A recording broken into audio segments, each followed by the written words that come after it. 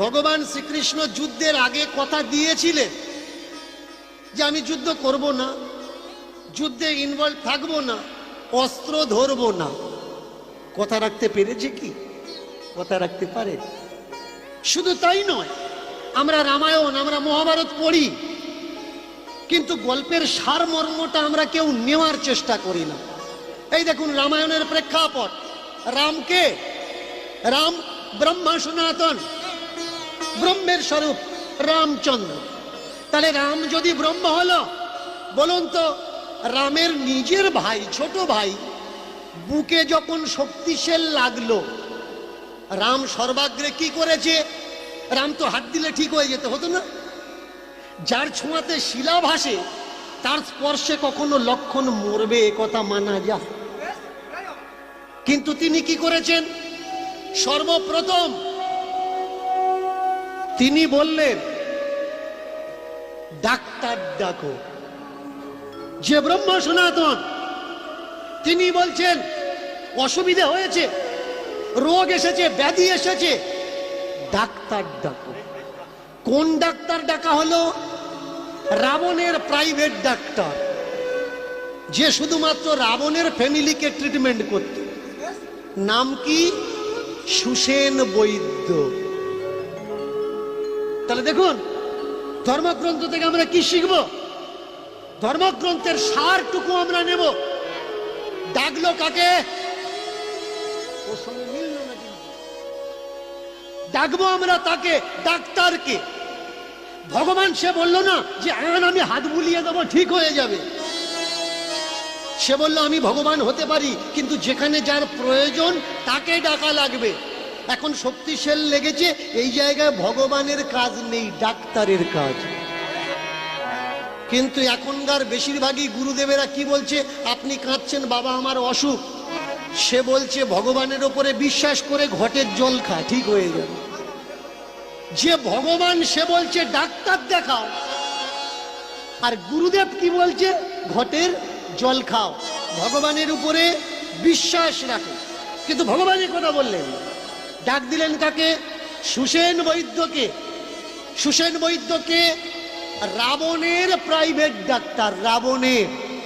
সুসেন এসে আজে বাজে ওষুধ দিয়ে রুগীটাকে তো মেরে দিতে পারত, যে রাবণের শত্রু, তাহলে এদের বাঁচানোর দরকার না, মেরে দেওয়ার দরকার। তো ডাক্তারের ধর্ম কি? রুগী যে কেউ হোক তাকে সুস্থ করে জীবন দান করা, একে বলে ধর্ম। মহাভারত পিছলা মাসে আমরা পড়লাম, লক্ষ্য করেছেন মহাভারতের যেসব প্রেক্ষাপটগুলো রাখা উচিত নয়, তার জন্যে আমার লড়াই। নৈমিষারণ্যের বড় বড় আচার্যদের সঙ্গে আমার মিটিং হয়েছে, জানিয়ে রাখি আপনাদের। তারা আমাকে বলেছে বাবা আমাদেরকে 15টা বছর সময় দিন, আমরা ধর্মকে আপডেট করে দেব, ধর্মগ্রন্থ আপডেট করে দেব। আজে বাজে জিনিসগুলো আমরা রাখবো না, বাজে জিনিসগুলো আমরা বাদ দিয়ে ভালো জিনিসগুলো ধর্মে গ্রন্থের মধ্যে থাকবে। বাজে জিনিস কোনটা আপনি আমাকে বলতে পারেন যে আপনার চোখে শুধু বাজে জিনিসগুলো পড়ে, ভালো জিনিসগুলো পড়ে? বাজে জিনিস কোনটা ভালো করে মন দিয়ে শুনুন। অনেকে নিজেকে পৌণ্ড ক্ষত্রিয় বলে দাবি করে। জিজ্ঞাসা করবেন আপনি কাস্ট কি আপনার? সে বলে দেবে আমার কাস্ট হচ্ছে পৌণ্ড ক্ষত্রিয়। অনেকে এখানে খুঁজলেও পাওয়া যাবে। এবার তাকে জিজ্ঞাসা করুন আপনার এই জাত, পৌণ্ড ক্ষত্রিয়ের জাত, জন্ম হয়েছে কিভাবে? অনেকে হয়তো বলতে পারবে না, আমি বলে দিচ্ছি পৌণ্ড ক্ষত্রিয় জন্ম কিভাবে হয়েছে। পৌণ্ড ক্ষত্রিয় যিনি বিশ্বামিত্র, তপস্বী বিশ্বামিত্র, আর একাধারে তপস্বী পরশুরাম, এই দুই চরিত্র আমরা বড় ভয়ঙ্কর পাই। পরশুরামের মা জলান্তে গিয়ে হাজার বাহুকে দেখে বিলম্ব হয়েছে, এই অপরাধে পরশুরামের বাবা আদেশ করেছে যমদগ্নি আদেশ করেছে ওর মাথাটা কেটে ফেলো, ও দুশ্চরিত্রা। কেন না, যতক্ষণে আসার দরকার ছিল অতক্ষণে আসেনি। 3 ছেলে পারল না, ছোট্ট ছেলে মাথাটা কেটে ধর থেকে আলাদা করে দিল কুঠার দ্বারা। কেটে দেওয়ার পরে তিনি জানতে চাইলেন মায়ের অপরাধ কি। সার্ভে করে খোঁজ নিয়ে দেখলেন ক্ষত্রিয়ের জন্যে আমার মায়ের এই দশা, আমার হাতে মায়ের প্রাণ গেছে। তাহলে পৃথিবীতে যদি ক্ষত্রিয় না থাকতো আমার মা মরতো না। এর জন্য পৃথিবীতে ক্ষত্রিয় আমি রাখবো না। করলেন কি, 21 বার মানে 21 বার পৃথিবীকে নিষ্ক্ষত্রিয় করলেন। বড় চমৎকার কথা। যদি পুরোপুরি শেষ হয়ে যায় প্রথমবারে, তাহলে দ্বিতীয়বার আবার ক্ষত্রিয় আসলো কিভাবে? এটা তো ক্যালকুলেশন করতে হবে, লাগাতে হবে। কিন্তু মহাভারত বলছে 21 বার ব্রাহ্মণ পুত্র ক্ষত্রিয় বিনাশ করল। এইভাবে ক্ষত্রিয়দের ঘরের বউ স্ত্রীগণ তারা কোথায় গেলেন? কামনা চরিতার্থের জন্যে তারা গেলেন ব্রাহ্মণদের ঘরে। ব্রাহ্মণের ঔরসে আর ক্ষত্রাণীর গর্ভে পৌণ্ড ক্ষত্রিয়ের জন্ম।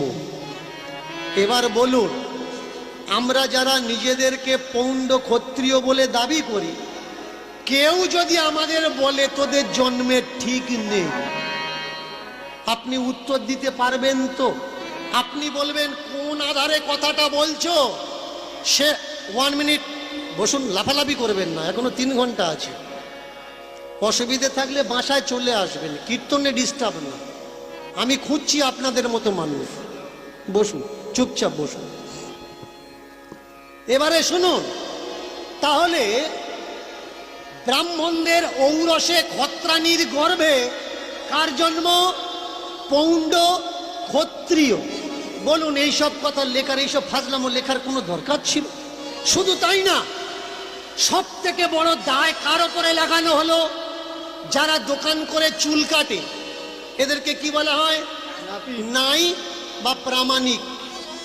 তো এই প্রামাণিকের জন্ম কোত্থেকে হয়েছে? প্রামাণিককে জিজ্ঞেস করবেন, বলতে পারবে না। আমি বলে দিচ্ছি, ধর্ম সংজ্ঞা গ্রন্থ দেখে নেবেন। ধর্ম সংজ্ঞা, ধর্ম বিশ্লেষণ, 2টো গ্রন্থ। সেখানে কি বলা হচ্ছে? বৈশ্যের স্ত্রীর গর্ভে ব্রাহ্মণের ঔরসে প্রামাণিকের জন্ম। যত জন্ম কারা দিচ্ছে? ব্রাহ্মণে জন্ম দিচ্ছে। আর এরা ইনকাম করছে না, তোমার হাঁড়ির চাল দিয়ে এদের সংসার চলছে। দেখেছেন এই ধর্মগ্রন্থ কি ধর্মগ্রন্থ? কাদের ধর্মগ্রন্থ? ধর্মগ্রন্থ কি হওয়ার দরকার? ধর্মগ্রন্থ মানে কি? ধ র ম, ধ র ম, ছটে শান্তির আর এক নামই হলো ধর্ম। আজকের আমার ভিডিওর নিচে কমেন্ট গুলো পড়বেন।